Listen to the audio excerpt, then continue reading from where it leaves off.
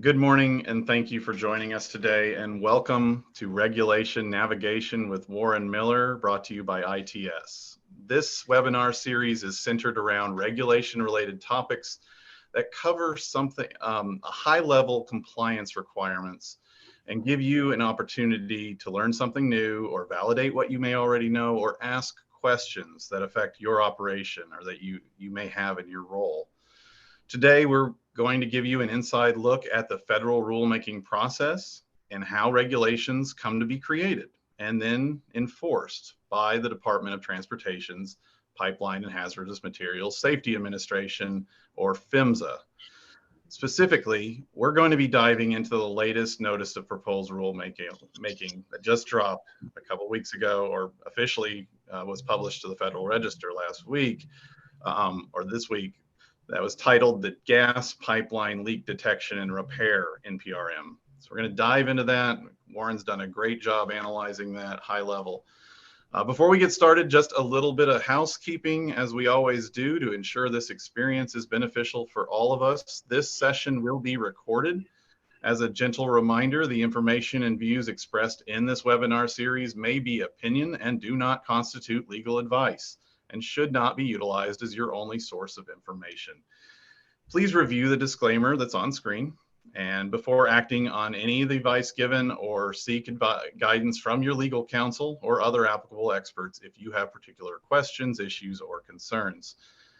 We'll have time at the end of our presentation and back and forth with Warren for you to anonymously ask questions about the regulations or proposed rulemaking that we've discussed. Please type your questions into the question and answer box here in Zoom. Also, we are now offering 0.1 CEUs, or continuing education units, that you may be able to apply to your professional development hours.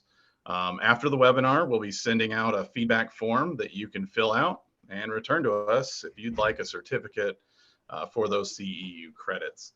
I'm Chris Taylor. I'm the Vice President of ITS of Learning and Compliance. I'm here to facilitate this discussion with Warren Miller, our ITS Regulatory Compliance Specialist. Warren, thank you so much for joining us today.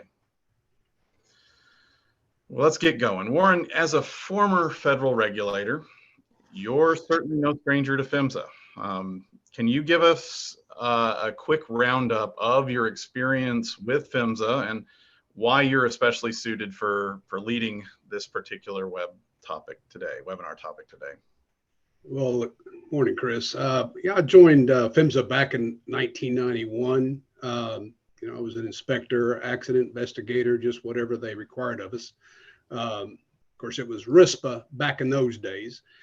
Through my time with PHMSA, about 22 years or so, I was able to get involved with a lot of the aspects with the federal regulations, including I assisted in drafting the OQ NPRM that was later released in 2015. Excellent. Well, we're lucky to have you here, and for all our viewers to dig into these topics. Like we said, we're going to start out at a high level with the circumstances that lead to new rulemaking at PHMSA. Where exactly do these rules come from? Like, why should our audience even pay attention to the process itself? Well, PHMSA has been given the authority to develop and amend regulations under 49 CF and CFR is Code of Federal Regulations, Part 190. But that authorization is codified through the pipeline safety laws, another long list of numbers, but it's a series of statute that's administered by, DOT. So PHMSA use the authority to promulgate comprehensive minimum safety standards for the transportation of gas and hazardous liquids, LNG, by pipeline. Mm-hmm. And then Part 190, participants, including companies and individuals, can participate in that process. One of the things it does, new regulations typically take 3 to 5 years, although there are some exceptions, but it is a long process of review and development.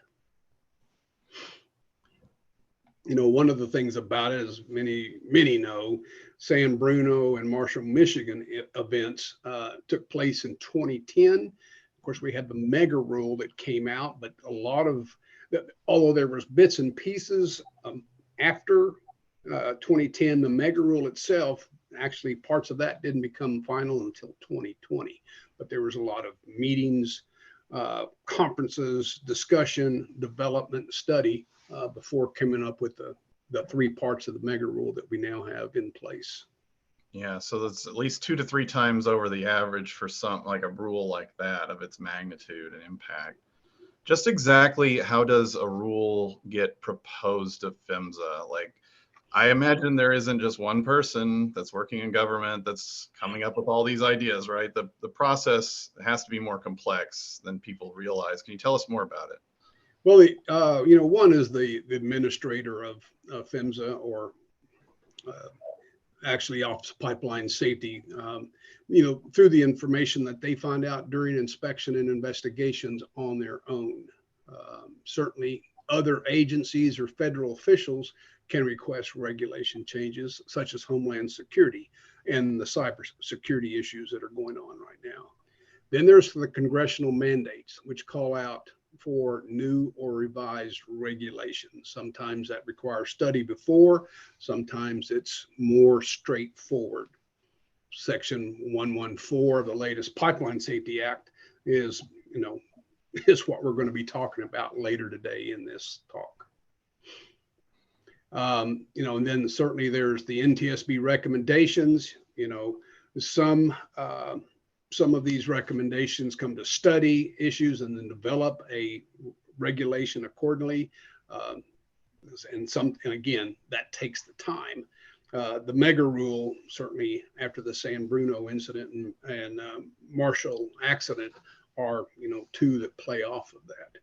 And then any interested party. So Part 190 does allow a single individual, an operator, an association can petition to establish, amend, or repeal on a regulation. And that would be, like some of the new technologies are coming out. Somebody may petition to say, I'd like this as a new regulation if it stands, far away from typical operations, possibly. That's a great, so 5 different ways, main ways that an idea, a proposal for regulation addition or amendment or repeal can happen. And NTSB being the National Transportation Safety Board, is that right? Correct. I'm sorry about that. They have a pipeline safety group that actually does the investigations when pipelines have accidents or incidents. Okay, thank you for that. And for folks maybe new to the industry that may be joining. So there's a recommendation, an idea or requirement, a proposal has come together, or maybe it's tied to, like you mentioned, to reauthorization or funding from the legislature, from Congress, required to PHMSA. So the idea exists.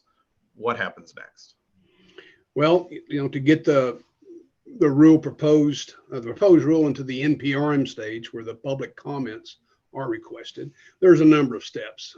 First, specific information and data have to be gathered to explain the reason for the regulation development. Certainly, the proposal to assemble needs to also provide,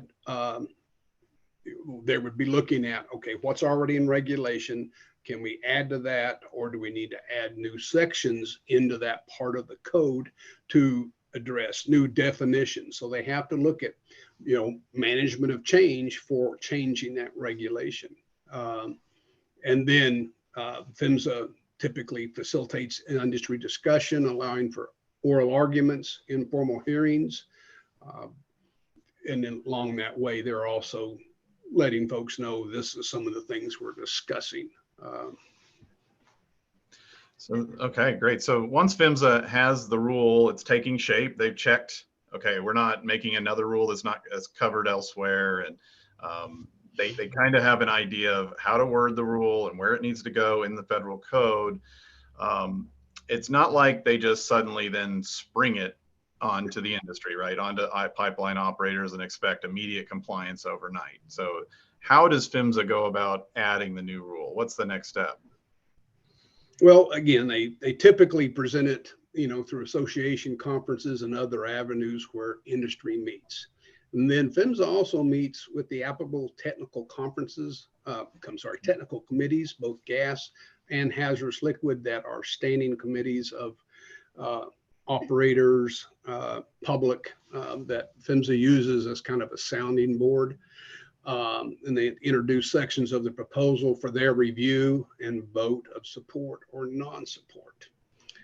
I'm going to break script right now just to tell you something's just occurred this past week also, that if you're an operator of gathering lines and the RMV, the rupture mitigation valve rule that came out, if that's affecting you, take note.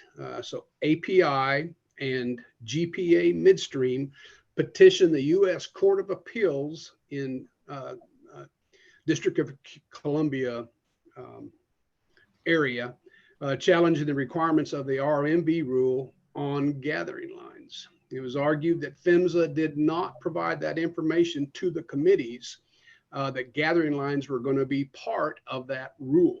Nor did they disclose the economic basis for regulating the gathering pipelines in the final rule. So this has gone before a court, and the court has stated they grant the petition for review and vacated the final rule as it applies to the gathering pipeline facilities. Now, and it's so ordered. I've tried to look up what vacated and what the petition for review all means, and I could not. But you need to understand that PHMSA can reintroduce an NPRM to address the RMV with the gathering lines. But as it stands right now, it appears that it's kind of stayed or vacated. To me, looks like it's actually going to have to be pulled out. I've not seen anything on the website this morning stating that, but I did want operators to know about it. Yeah, breaking news there for operators with gathering. Yeah. And then, of course, after any discussion and feedback, PHMSA will then finalize an NPRM with all the regulatory statements, the justifications, and the proposed language for the rulemaking. Okay. Then it's reviewed by numerous groups up in DC. There's, the rulemaking groups, and then the technical groups, all that. And then also OMB. OMB is the big group, is Office of Management and Budget, who address the cost of implementing the proposed regulation to the value of the changes to enhance public or environmental safety. Oh, so interesting. So yeah, it's not a simple process. It sounds a lot of review given, a lot of input, and as we just heard through this breaking news for gathering operators, if you don't do all those things that are required by the process, like the due diligence of understanding the financial impacts and disclosing those things, then they could have an effect on the rule being enforced, like we may be seeing now. What kind of weight is given to the comments? So like when they put this out there, it's out for public comment for a certain period of time. What kind of weight is given by PHMSA in response to the proposed rules? Well, certainly the number of comments can influence, but also the specific information that folks are, responding to. Again, since the final rule came out on the RMV and gathering, nobody had had a chance to respond to that. So if that had been in the NPRM, it might have been a whole different game, and it would have been longer coming out. But operators didn't know that gathering was going to be required until the final rule, and they can't they can't address it through comment. So the only way they could do it was come back legally through the courts. Yeah, but weight is given. When that finalized NPRM goes to the Federal Register for publication, deadlines are set.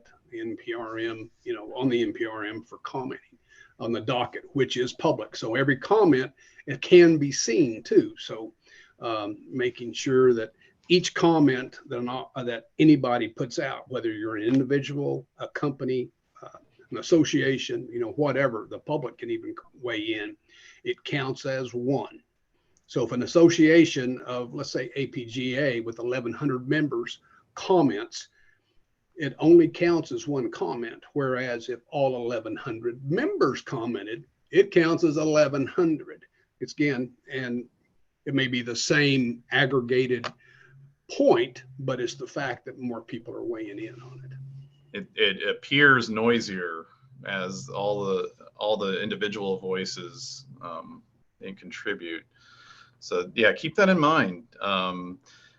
So we've taken the process from proposal to analysis, federal analysis, to notice of proposed rulemaking, to public comment period. And here's the moment we're all waiting for. Final rule comes out. At what point is a rule actually final and enforced?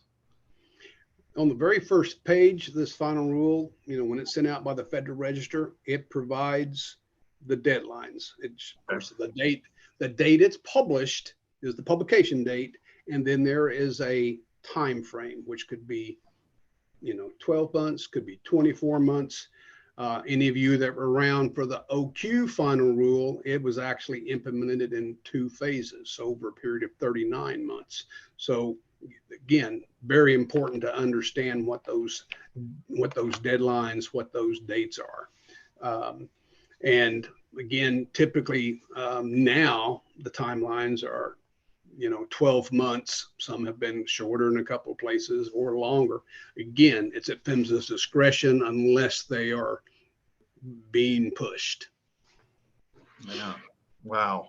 So this has been so helpful. I know learning this process was helpful for me to understand, how rules come to be and when to react to them. And so NPRMs, it's get up in arms in comments and analyze it. This is not the time to wait for that final rule. Get in there, get in the weeds, contribute to the conversation, so that you can benefit from, your operations can benefit from that. So thank you, Warren, for walking us through that. Sometimes we think we understand how these rules and regulations come about, but definitely helps to hear an insider's perspective. Before we address specific NPRMs, which are going to be great, timely, they just happened, or one of them just released, I wanted to give you a chance to highlight a slight change.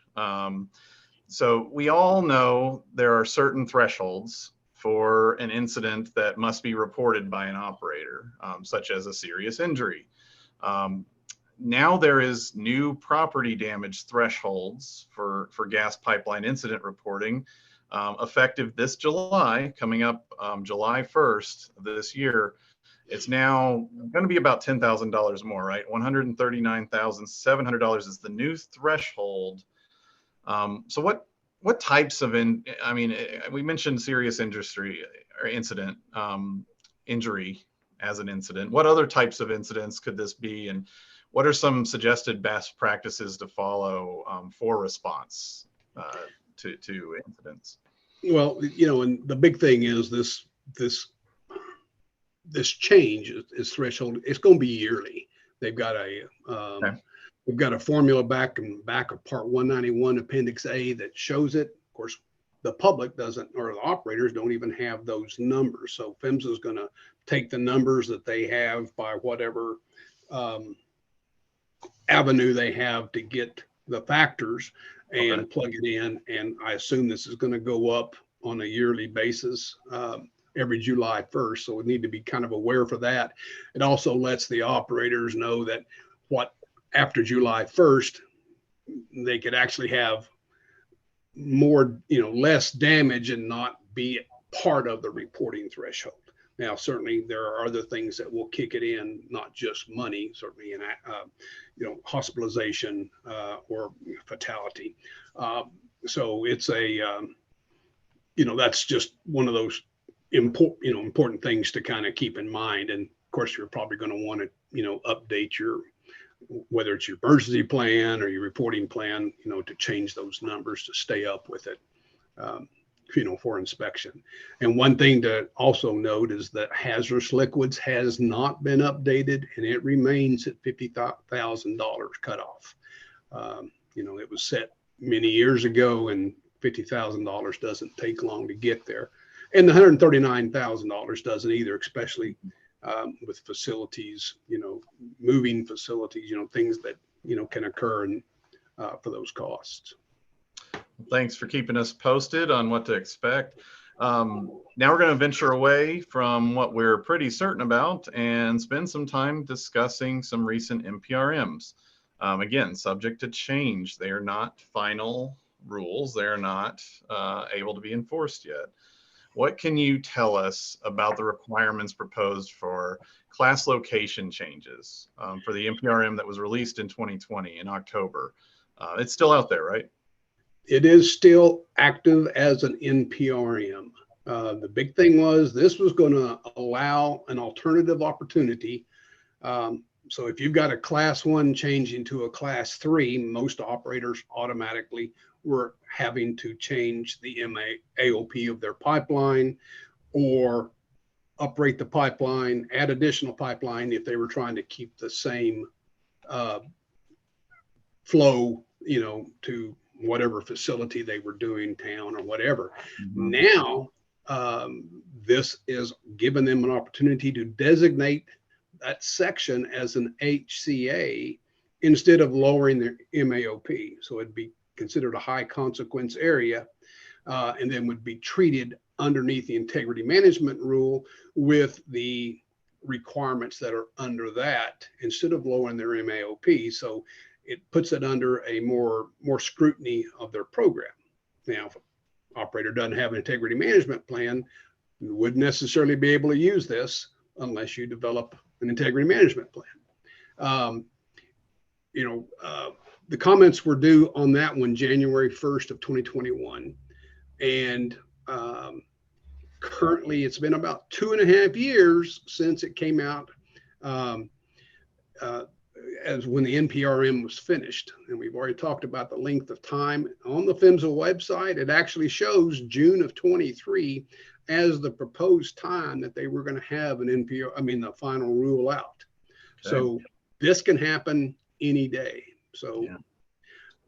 just warning you that, but this is a good thing for an operator, to not have to do changes to their pipeline other than put more scrutiny on that section of pipe. Yeah, it sounds like a lot, some flexibility built in. And again, MAOP, that's the maximum allowable operating pressure. So like that is how high pressure they can actually go, and they could then keep that MAOP, but change it to a high consequence area, meaning they have to do a lot more things within their integrity management. So I'm hearing the kind of crux of the proposal there. They would have it just more eyes on it. So it's, they've said the safety factor for putting it under an integrity management plan, should detect if there are issues with the pipeline and allow it to operate at that high. Yeah, so they maintain that pressure and keep however their system is functioning now and delivering that amount of product to the areas of town, if you will. Okay.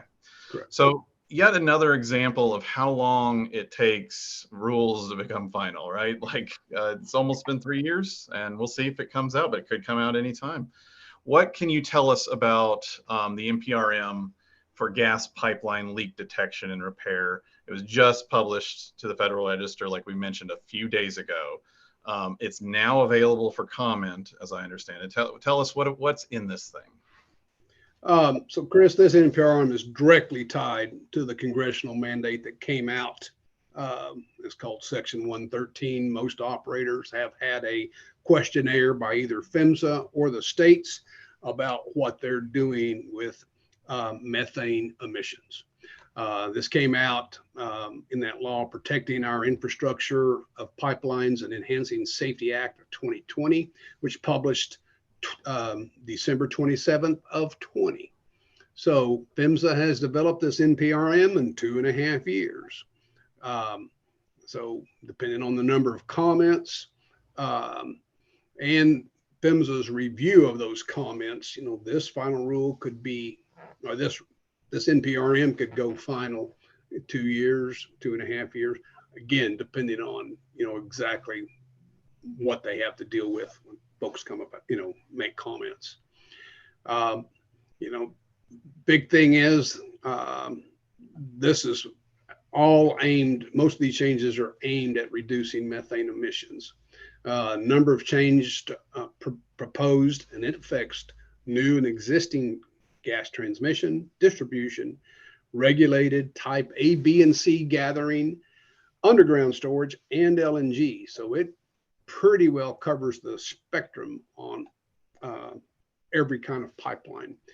Very specific, and there's quite a bit in here, and we won't be able to cover all of it. We're just going to try to cover some of the top parts, more important parts that folks need to be aware of. Well, let's start with the proposed changes for transmission operators, transmission pipeline operators. So what does the proposed NPRM require for transmission? Well, it talks about the leak detection equipment that's got to be used. One of the things that the transmission's actually given some exceptions. You could use human or animal senses, such as beagles or dogs, on offshore transmission or offshore gathering lines below the water line. Now, if you've got a dog out in the boat smelling for gas, I guess that's quite the deal. A lot of people are using the equipment out there. And then class 1 or class 2 onshore transmission outside of HCA or gathering lines, but you've got to give notice to PHMSA. So that's, going to take some additional time, resources, and, I guess they could say no if they wanted to. But it's one of those things, you have to go through the portal and make notification. And probably one thing that don't have on the list was that patrolling is now going to be required 12 times a year, not to exceed 45 days.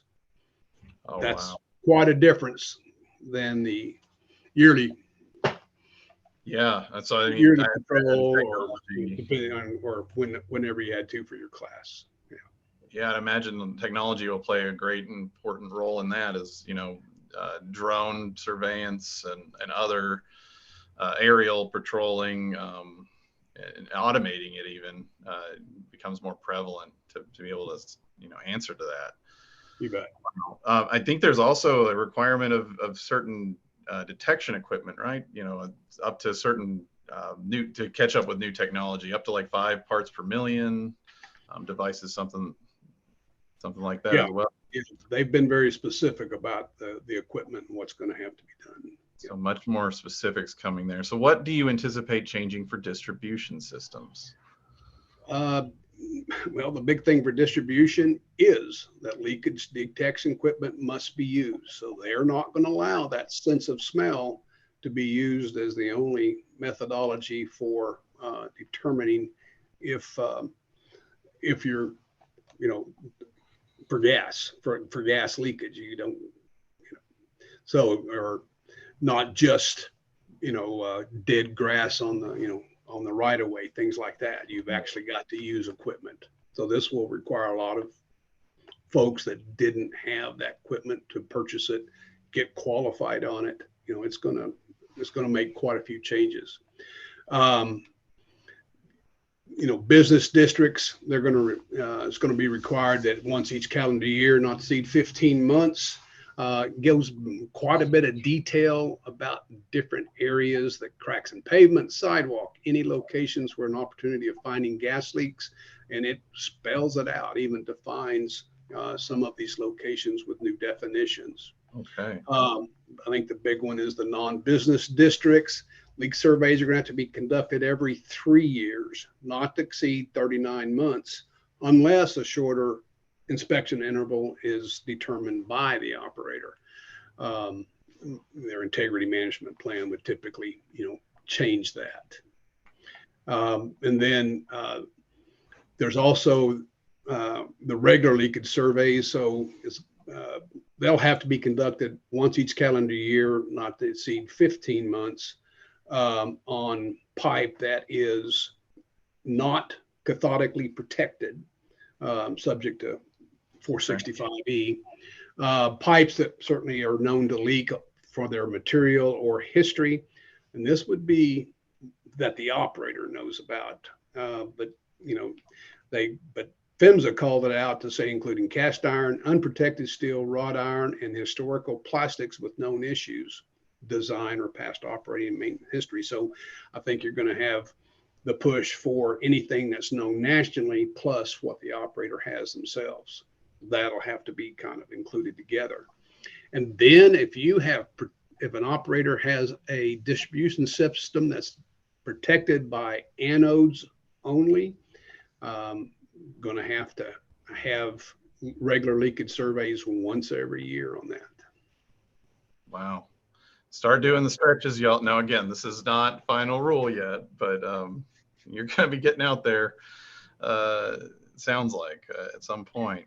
Thanks for sharing. And understand, we're just covering the points because there's specifics about each one of these that they've got to do if they need remediation. So by no means don't take this presentation as everything that's in that, because it's big. Yeah, as we always say, Warren, you got to get it in there yourself, roll up your sleeves. And we were going to provide links for this, what was published. We're going to provide links of how to even sign up so you get notice as well. So that can be a helpful tool for you in your operations. Thanks for sharing those possible changes for distribution lines, Warren. Operators currently grade these leaks that they detect during some of these patrols or other means. They grade them, typically as a 1, 2, or 3, and in some cases maybe there's other definitions. But grade 1s are usually the highest priority, right, for repair. Right.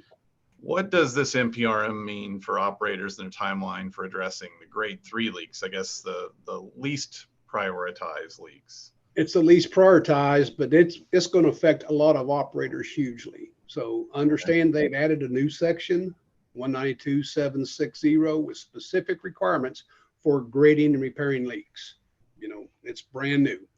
But so follow me on this because it's kind of tricky, but I really want to make sure everybody understands. Okay. For your grade 3 leaks that are about before the final rule comes out. So understand the final rule will be published and then there'll be an effective date. So every grade 3 leak that you have before the final rule is effective, you will have to repair those leaks 3 years after the publication date.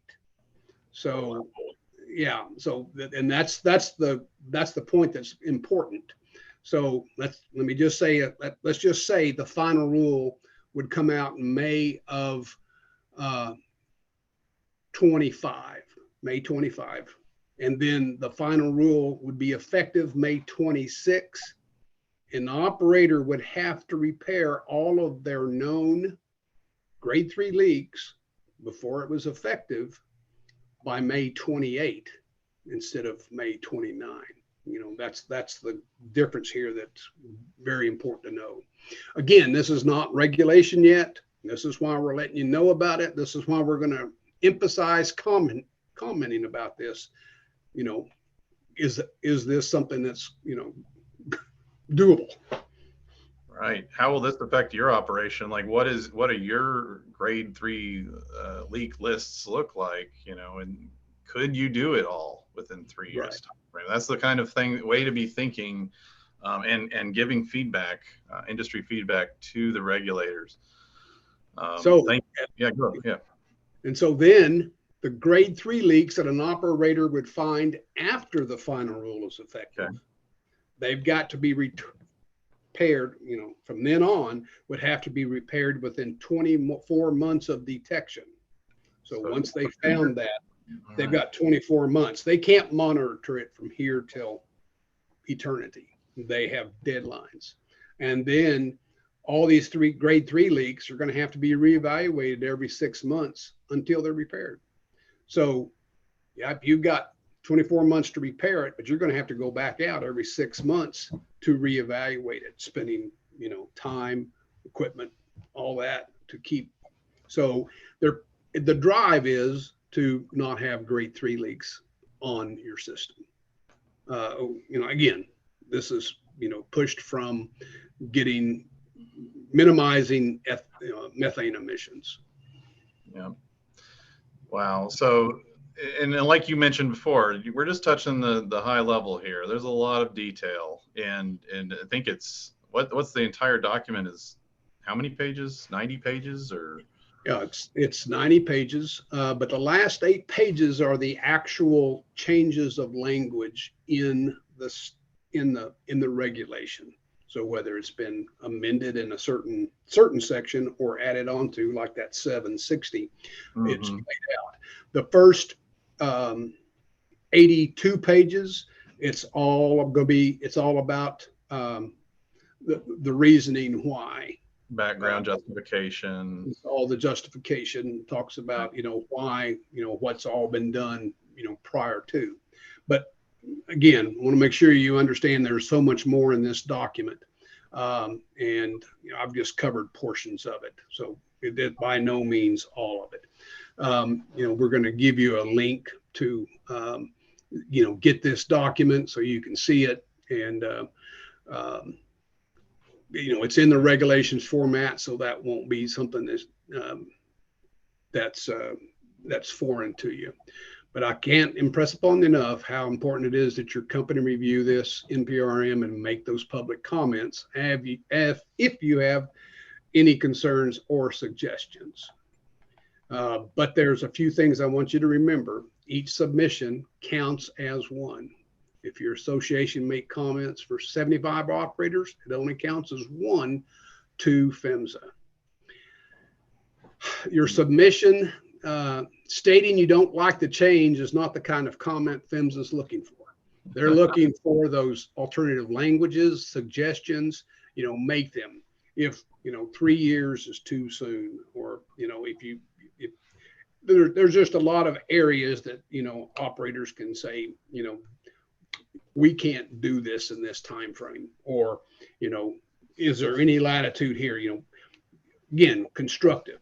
And then that submission deadline is right now scheduled for July 17th of this year. I have heard that some of the associations are considering requesting an extension to that date, but until it comes out, don't count on it. So if you've got anybody that you can put onto this thing to start making reviews for your company, and again, you don't have to be an operator. You can be regulator, you can be contractor, public, anybody, but addressing, make sure you get on that docket. It is going to be public, though. That's one thing you need to understand. Use your wits about you making those comments. Yeah, don't get on there and say, we don't want to change, we don't like it. That isn't going to go anywhere. And you're right. This is going to happen to some degree. So at least analyze it, understand the impacts to your operations, and voice your concerns. You bet. And that engagement is so critical. So thank you, industry, for taking that to heart. Thank you, Warren, for getting at the high level here. I'm sure we're going to dive in deeper on some of the specifics and future webinars as we have time. Again, this is a notice of proposed rulemaking. It is not a final rule yet.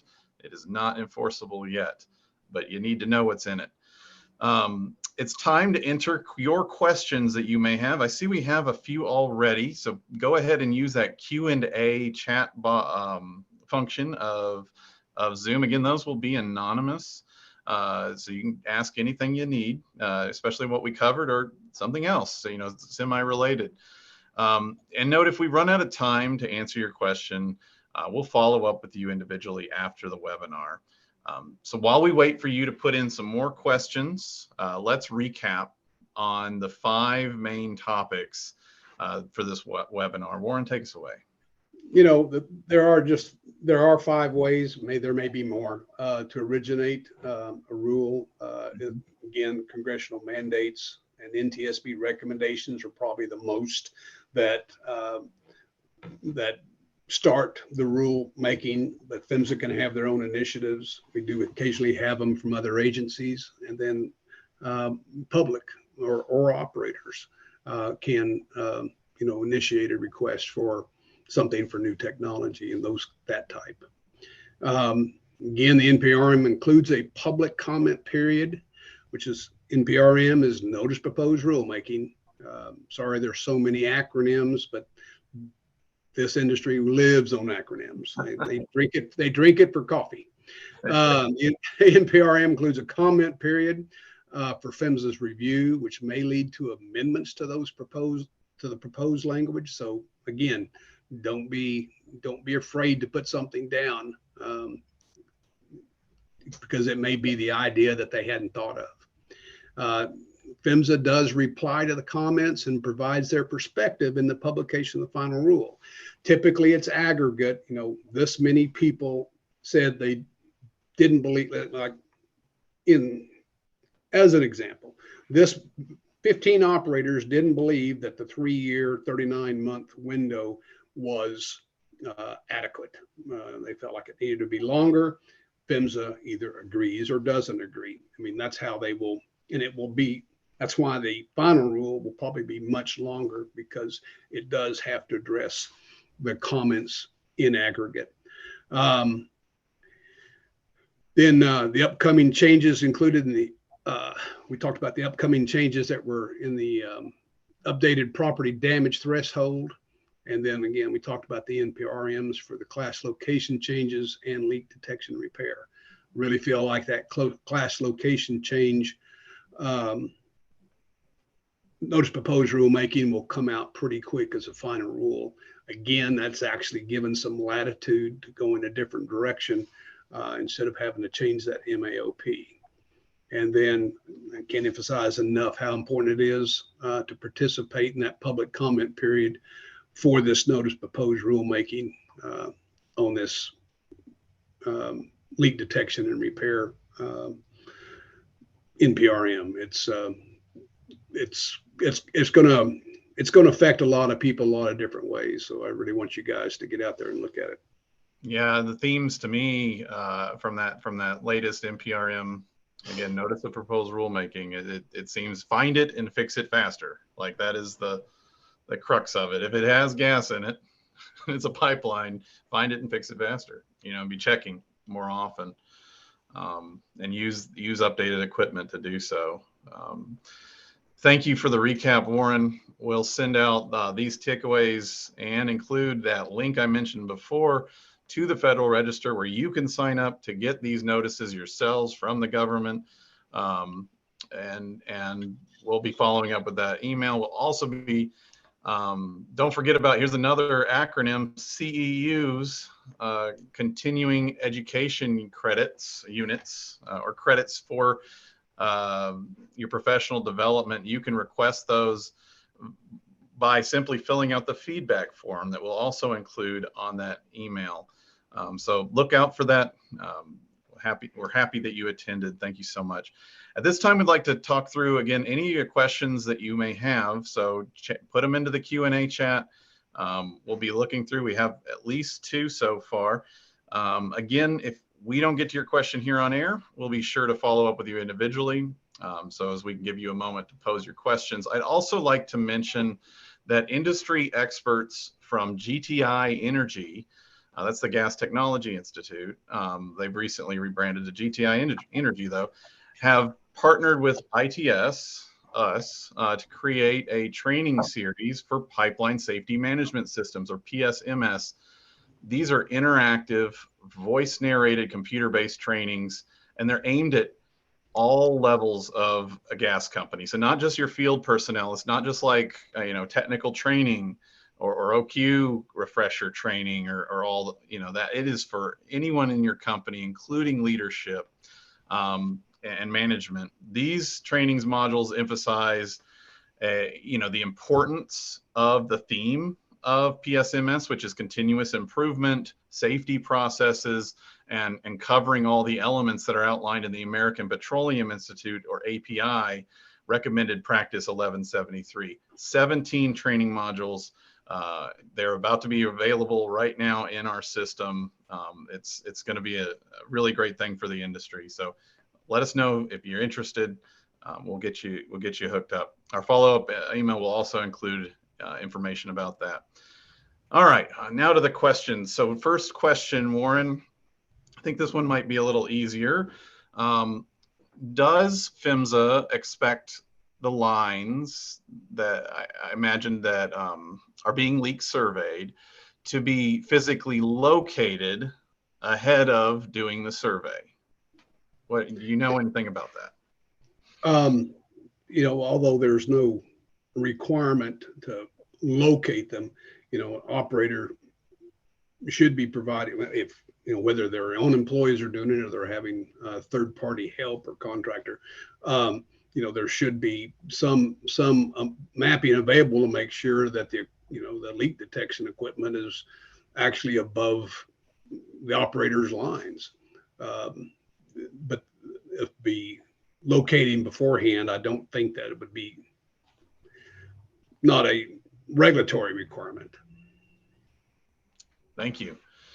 What is the operator's role in the NPRMs? That's another question. What is an operator's role in all this? I think we said it a few times, but. Well, again, the operator is responsible for, all of the regulatory requirements depending on what type of pipeline system they have. So depending on 192, 193, or 195, the portions of this NPRM are going to affect you, whether you've got transmission or distribution and natural gas. There are going to be some different requirements. Many operators have both hazardous liquid and gas transmission, so they're gonna have to address it on both sides. And then again, with an NPRM,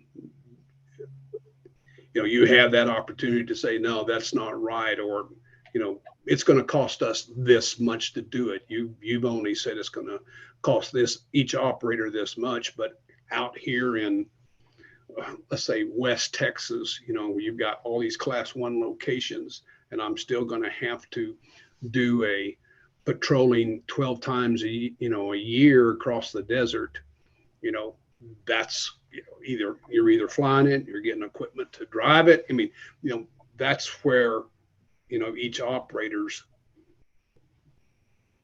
operations can differ from what the general numbers were that they've used to come up with their cost benefit analysis. Thank you for all that. Another questions come in. Are the PSMS training courses included in the operator? So this is an ITS specific question for our system. Is the cost for those PSMS training courses included in the operator's library at no cost if they use ITS as their OQ administrator? The answer is possibly. ITS is not charging anything for these. This is a value add to our clients, but licensing will be needed through GTI. But why I say possibly is there's a group of several operators, numerous, that helped fund this through research and development. And my understanding is that they will be able to have this right outside the box. So again, if you have questions, reach out to us. We'll get you connected. It hasn't launched yet. We're probably just a few weeks away from launching. There'll be more announcements. We're just excited about it. Wanted to mention it while we had some eyes on screen. All right, we have another question here. In the current NPRM, hazardous leaks are classified as immediate hazards to persons or property, or a grave hazard to the environment. What, in your opinion, Warren, what does grave hazards to the environment mean? one thing I was going to do real quick, if I could get the Sure. Adobe to work real quick, but it's not. It's spinning. I was going to see if they actually had defined it, because one of the things PHMSA will do is put significant or grave out there sometimes, and they'll that acronym, and see if there was anything in the regulation that actually said. Yeah, I do know that they did in that kind of that front matter of the regulation. I know they cite EPA studies, climate change studies, and it may be interpreted like that. It may be right, and that, and that's what I would assume. And again, with it being the hazardous leaks, grave would probably be considered. It's in the environmental area, I would think, whether if you were going to have a spill in a river or something and you were going to kill wildlife, I mean, the possibility of killing wildlife is, would be considered the grave, or, I know there's, certain waters, especially if it's drinking water, things like that. So the environment, it's a whole different on itself.